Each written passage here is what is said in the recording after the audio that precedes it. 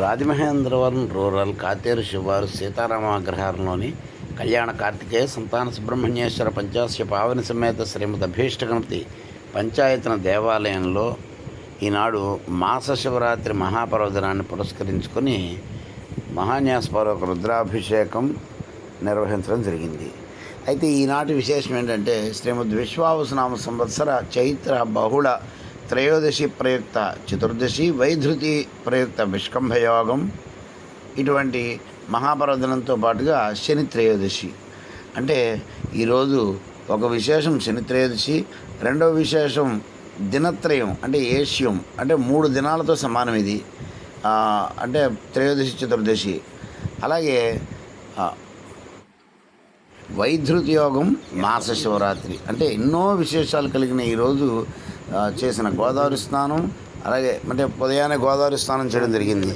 ఈ గోదావరి స్నానం ఏంటంటే పుష్యార్కే జన్మ నక్షత్రే వ్యతిపాతే వైధృతౌ సకృద్గోదావరి స్నానం కులకోటిం సముద్ధరేత్ అనే లెక్క ప్రకారంగా ఈరోజు వైధృతి యోగాన్ని పురస్కరించుకుని, అలాగే ఇంకో భాషలో వ్యతిపాతే దినత్రయే అని చెప్తారు. అంటే 2 రకాల కూడా ఈరోజు మా గోదావరి స్నానం చేయడం అనేది చాలా ఉత్తమమైనది అనమాట. అందుకని ఉదయాన్నే గోదావరి స్నానం చేసి వచ్చి ప్రదోషకాల వ్రతం కాబట్టి సంధ్యాకాలానికి గంట ముందుగా ఈ ఇందులో పంచాయతనంలోని రుద్రుణ్ణి ఇక్కడ వేరు చేసి ఆయనకి అభిషేకం నిర్వహించడం అనేది జరిగిందనమాట. అయితే మాస శివరాత్రి కాబట్టి మహాన్యాసపూర్వక రుద్రాభిషేకం నిర్వహించడం అనేది జరిగింది. అన్నీ బాగున్న దురదృష్టం ఏంటంటే ఎప్పటిలాగానే ఈరోజు కూడా నేను ఒక్కడనే ఈ కార్యక్రమం అంతా నిర్వహించుకోవడం అనేది జరిగింది. ఇది కొద్దిగా దురదృష్టకరమైన సంఘటనే.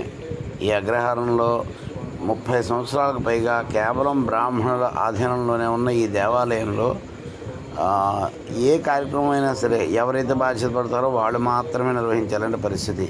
గత 5 సంవత్సరాలుగా ఈ దేవాలయం యొక్క బాధ్యతల్ని నేను నిర్వర్తించడం జరుగుతుంది.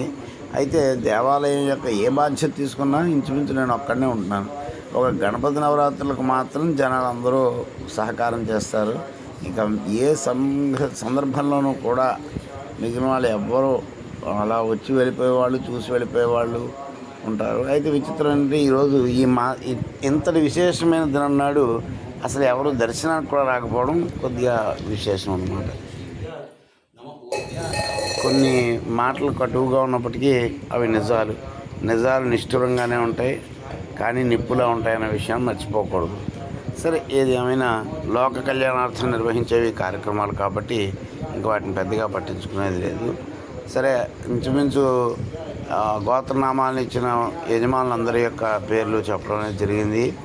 తర్వాత ఈ గోత్రనామాలు చెప్పేటప్పుడు కూడా ఇక్కడేమి దక్షిణని వాటిని దృష్టిలో పెట్టుకుని చెప్పేది కాదు. ఒకవేళ వాళ్ళు ఇస్తే ఇస్తారు, లేకపోతే లేదు. ఇవ్వకపోయినా సరే గోత్రనామాలు ఎవరైతే చెప్తారో అంటే భక్తులలో ఉన్న ఆసక్తియే ఇక్కడ ప్రధానంగా స్వీకరించడం జరుగుతుంది. అందువలన గోత్రనామాలు ఎవరైతే ఇచ్చారో వాళ్ళందరూ గోత్రనామాలు చెప్పడం అనేది జరిగింది. ఇవి ఈ విధంగా మొత్తానికి ఈ రుద్రుణ్ణి అక్కడి నుంచి పంచాయతనంలోని రుద్రుణ్ణి పక్కకి తీసుకొచ్చి ఆయనకి మహాన్యాసపూర్వక రుద్రాభిషేకం నిర్వహించి మళ్ళీ తీసుకెళ్ళి యథాస్థానంలో ఉంచడం అనేది జరుగుతుంది. అయితే ఒక్కడనే ఉండడంతో ఏకాదశి వార రుద్రాభిషేకం నిర్వహించడం కుదరట్లేదు.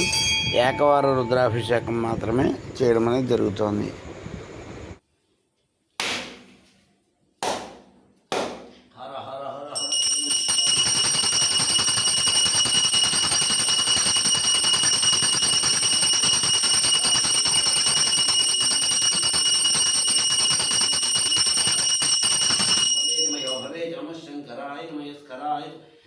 ఈరోజు గోదావరి స్నానం చేసి ఆ గోదావరి జలాలను తీసుకొచ్చి స్వామివారికి అభిషేకం చేయడం అనేది జరిగింది. అంటే సర్వసాధారణంగా మేము ఏ జలాన్ని తీసుకొచ్చినా, ఏ నదీ జలాన్ని తీసుకొచ్చినా ఈ స్వామివారికి అభిషేకం చేయడం అనే ప్రక్రియ అయితే నా అధీనంలో ఉన్నంతసేపు నేను చేస్తున్నాను. ఇటీవల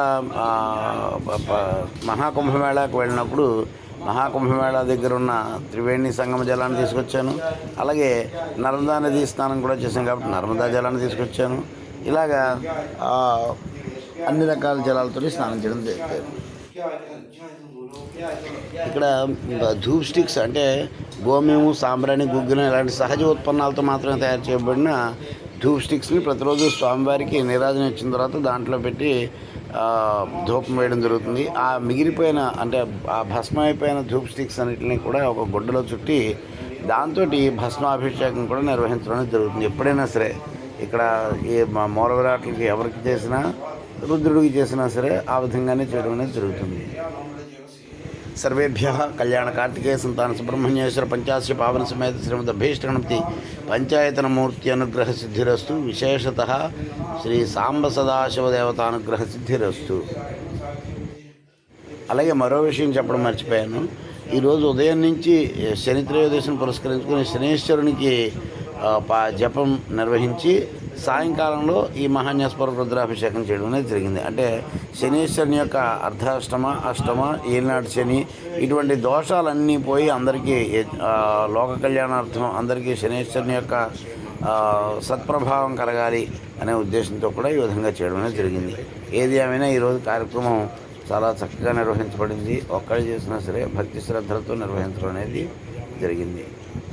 సర్వేభ్య శుభమస్తు. శీఘ్రమేవ చింతిత మనోవాంఛ ఫలసిద్ధిరస్తు. ఇది రాజమహేంద్రవరం రూరల్ కాతేరు శివారు సీతారామ అగ్రహారంలో కొలువై ఉన్నది. స్వస్తి.